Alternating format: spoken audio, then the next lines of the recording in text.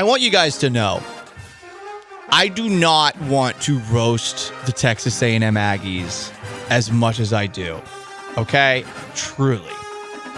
I have a lot of friends who are Aggies. Some of my best friends, they are Aggies. But my God, they make it so easy. Did you see or hear what Texas A&M Athletic Director Ross Bjork said about the Aggies' coaching vacancy? He said this on the Aggie Fan Zone radio show. I couldn't find it anywhere online. Perhaps he regretted saying this, knowing that this was a layup line for anyone who likes roasting the Aggies. He had them destroy the tapes. He might have destroyed the tapes here, Sean. He said this, quote, "This is not an 8-4 job. You win the national championship, you'll get paid like a national championship coach." So I'm assuming he's talking about guys who have won the national championship before. The problem for Texas A&M is that they don't generally do more than 8 wins. And that's where things get a little bit dicey as far as how they view themselves.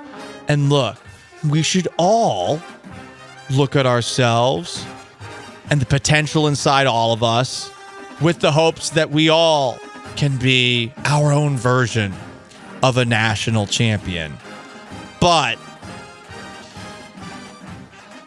Texas A&M, since I have moved to Texas, has had 4 losses or more in all but 2 years. The Johnny Manziel year in 2012 and in 2020 during a pandemic-shortened season. They finished 4th that year. Fun. They got a bunch of great recruits from that year. Neat. But when you've had more than 4 losses in all but 3 years, going back to 1995, you should probably not say that this job isn't an 8-win job. It always has been. And I don't mean to be offensive. I'm just looking at the year-by-year records. And since 1995, where they went 9-3 and had a couple of good seasons in the early 90s, don't get me wrong, but since then, it's 1998 where they went 11-3. It's 2012, 11-2. It's 2020, 9-1. You're an 8-win program. There's no shame in that. And this is, I think, what's going to be the big problem for the Aggies going forward, is that it's just impossible to meet the expectations that they have set for themselves since joining the SEC, even though they probably now a decade into the SEC should know better. Just a thought. Yeah, just Ross Bjork, just don't make it so easy. It's too easy. We don't even want to do this anymore. And they paid Jimbo Fisher like a national championship winning coach for not winning a national championship. They did. For beating Alabama 1 year. That's pretty much it. Anyway, guys, the Aggies also made it easy here, too. At Aggie Football tweeted, Texas A&M improved to 17-0 against in-state schools since 2012. Wow, it's impressive. Something started in 2012, Sean Mapes? Anything in particular? Was that Barack Obama's second term as president? There was that. That started. That's true.